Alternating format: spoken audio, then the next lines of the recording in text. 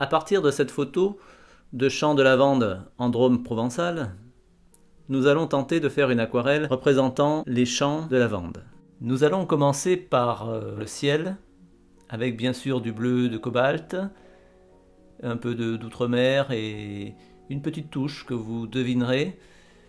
Ensuite, nous allons attaquer, le temps que le ciel sèche, sur les espaces entre les lavandes, à base de terre de sienne brûlée, d'ocre, pour bien visualiser ce qui sépare les lavandes.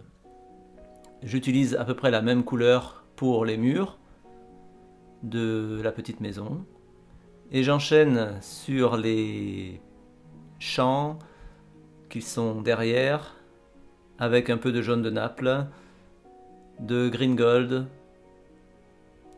et je place tout ce qui forme le paysage par petites touches très diluées. Le paysage commence à apparaître un peu mieux visuellement. Toujours jaune de Naples, green gold, terre de sienne brûlée.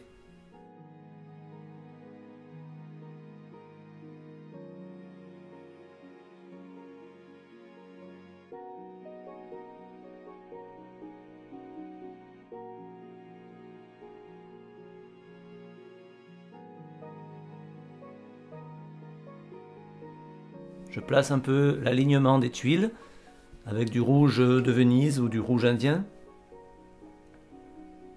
Il ne faut pas que ce soit trop fort.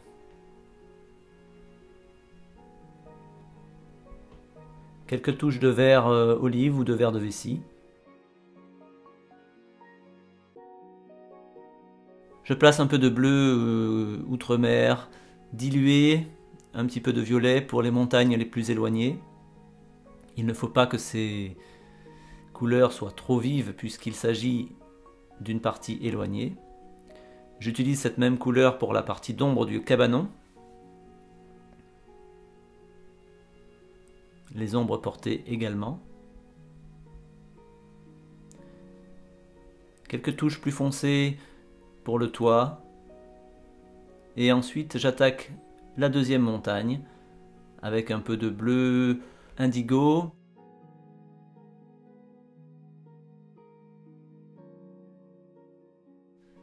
Un peu de vert olive. Toujours du terre de sienne brûlée, délavé. Je place les premières couleurs des arbres en commençant par les plus clairs.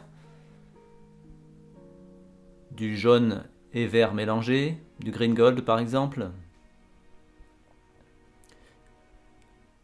En bas à droite des arbres, je mets du plus foncé, comme du bleu indigo ou du vert de périlène, sachant qu'il a tendance à ternir, il ne faut pas en abuser. Je place les autres arbres autour de la maison, en essayant de varier les verts, vert de vessie, vert de hooker, toujours teinté d'une petite touche de marron ou de bleu, pour ne pas qu'il y ait un côté artificiel de la couleur.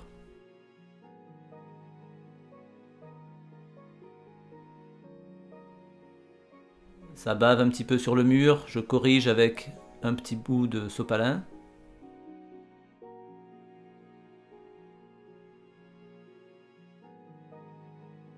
Je place un peu de violet sur les collines pour représenter des soupçons de lavande dans l'arrière-pays.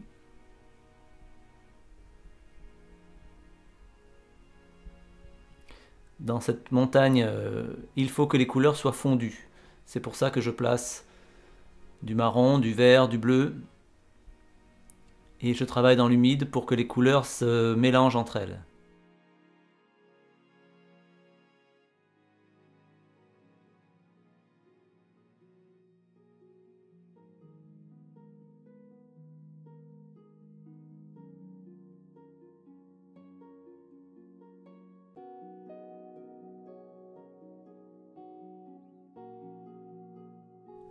Alors la lavande, c'est toujours compliqué selon l'éclairage.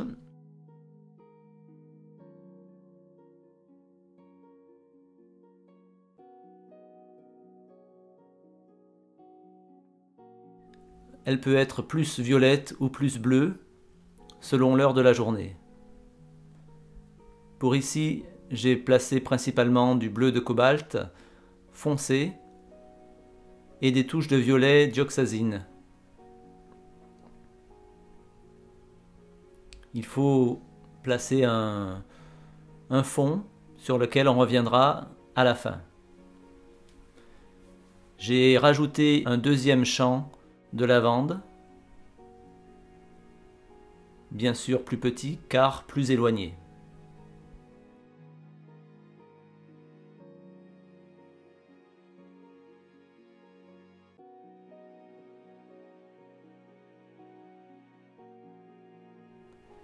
Je complète l'arrière-plan avec des buissons,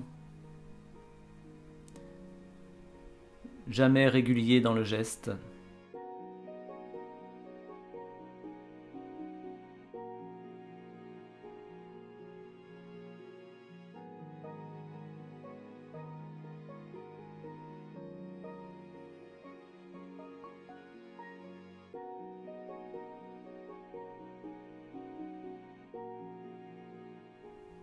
Je renforce les arbres.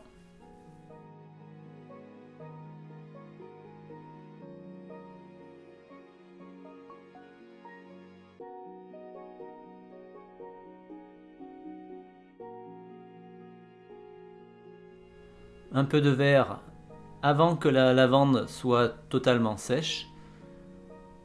Un peu de verre de vessie, de verre olive à la base de certaines rangées de lavande.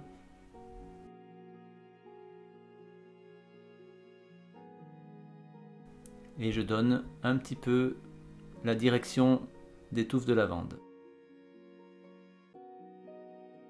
Les petits détails des branches.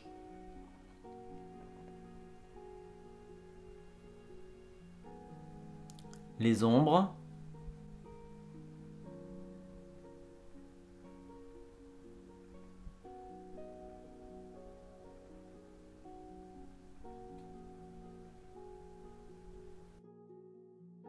Et ensuite, l'aquarelle est terminée.